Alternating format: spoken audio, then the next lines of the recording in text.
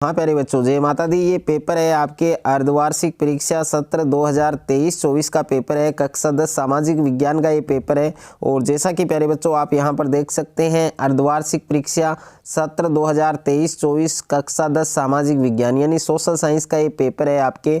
और पूरे 70 में से 70 मार्क्स अगर आपको लाना है तो एग्जाम से पहले ये पूरा पेपर आपको तैयार करना है। और समय है वो आपको 3 घंटे 15 मिनट का दिया है।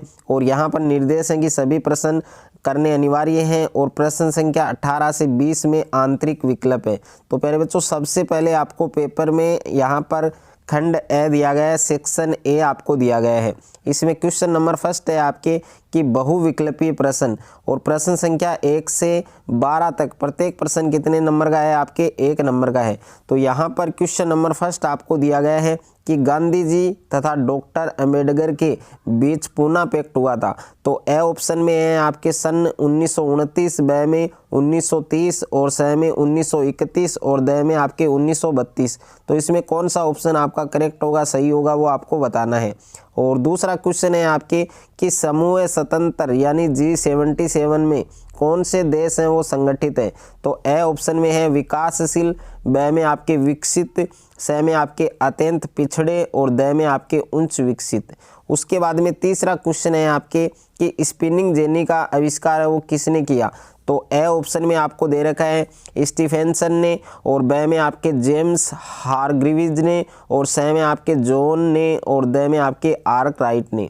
उसके बाद में क्वेश्चन नंबर 4 है कि निम्न में से कौन सा रेशा गोल्डन फाइबर कहलाता है। तो ए ऑप्शन में दे रखा है सूती, ब में आपके उन्नी, और स में आपके जूट, और द में आपके रेशमी। तो इसमें कौन सा ऑप्शन सही होगा वो आपको लिखना है। 5वां प्रश्न है आपके कि भारत में निम्न में से कौन सा राष्ट्रीय दल नहीं है।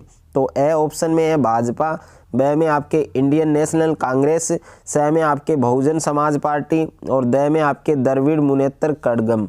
तो इसमें कौन सा ऑप्शन सही होगा। क्वेश्चन नंबर 6 है कि औसत आय को कहा जाता है। तो ए ऑप्शन में है आपके राष्ट्रीय आय, ब में आपके सकल राष्ट्रीय उत्पाद, स में आपके प्रति व्यक्ति आय, और द में आपके सकल घरेलू उत्पाद। उसके बाद में देखिए नेक्स्ट है आपके क्वेश्चन नंबर 7 आपको दे रखा है कि मुद्रा का आधुनिक स्वरूप है। तो ए ऑप्शन में है कागजी मुद्रा, ब में आपके चेक, स में आपके बैंकों में निक्षेप, और द में आपके उपयुक्त सभी।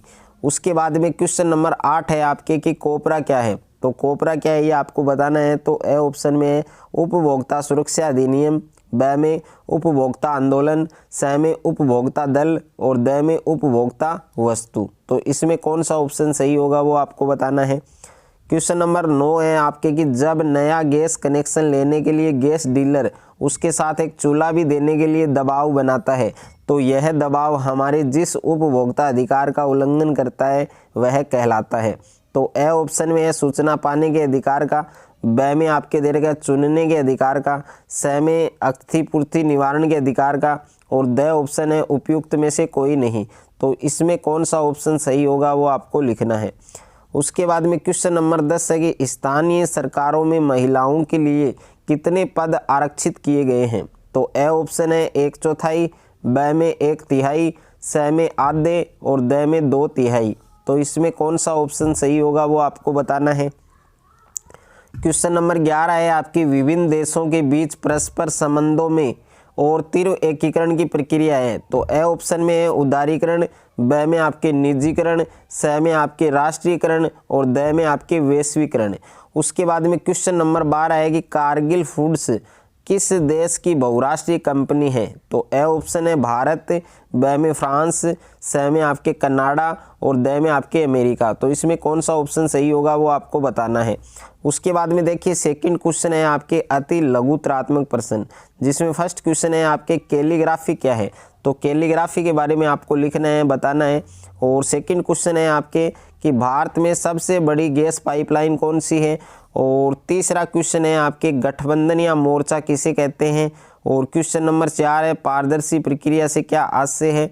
और क्वेश्चन नंबर 5 है द्वितीयक क्षेत्रक से आपका क्या अभिप्राय है। और छठा प्रश्न है वाणिज्यिक कृषि के मुख्य लक्षण बताओ। और 7वां प्रश्न है किस शासन व्यवस्था में व्यक्ति की गरिमा है वो सर्वाधिक सुरक्षित रहती है, सेफ रहती है। और 8वां प्रश्न है मानव विकास सूचकांक क्या है। और क्वेश्चन नंबर 9 है मध्यवर्ती वस्तु किसे कहा जाता है। और क्वेश्चन नंबर 10 है कॉर्न लॉ क्या था। और उसके बाद में क्वेश्चन नंबर 11 है गुमास्ता कौन थे। और क्वेश्चन नंबर 12 है बाढ़ नियंत्रण हेतु कोई एक उपाय सुझाइए।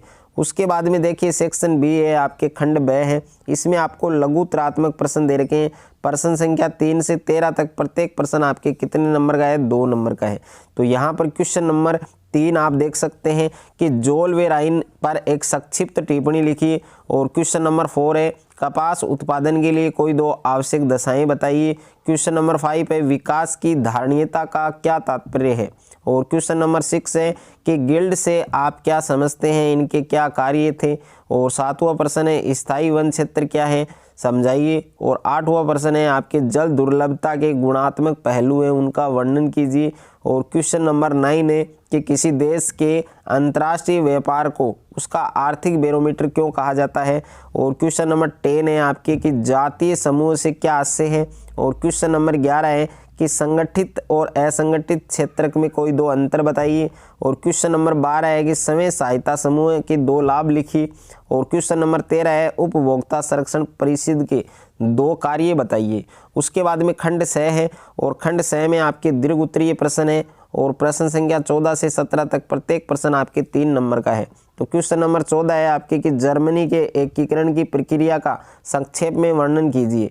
और क्वेश्चन नंबर 15 है कि भारत में भूमि निम्नीकरण के लिए कौन कौन से कारक प्रमुख रूप से उत्तरदायी हैं। और क्वेश्चन नंबर 16 है कि जातिगत असमानता को दूर करने के लिए अपने 3 सुझाव लिखिए। और क्वेश्चन नंबर 17 है कि वैश्वीकरण का प्रभाव एक समान नहीं है, इस कथन की अपने शब्दों में व्याख्या कीजिए।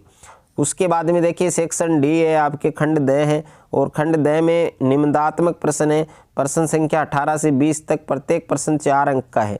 तो यहाँ पर क्वेश्चन नंबर 18 है कि रोलेट एक्ट क्या था, गांधी जी द्वारा रोलेट एक्ट का विरोध किए जाने का विवरण दीजिए। अथवा में प्रश्न है कि असहयोग आंदोलन की शहरों और ग्रामीण क्षेत्रों में प्रगति है, उसका वर्णन कीजिए। क्वेश्चन नंबर 19 है कि भारतीय संघीय व्यवस्था की प्रमुख विशेषताएं हैं, उनका वर्णन करना है। और अथवा में प्रश्न है स्थानीय शासन व्यवस्था के विभिन्न स्तर कौन कौन से हैं, इसके गठन की प्रक्रिया को बताइए। और क्वेश्चन नंबर 20 है आपके कि दिए गए भारत के रेखा मानचित्र में निम्नलिखित को अंकित कीजिए, जिसमें सिंगरौली है, झरिया है, नेवेली है, तलचर है।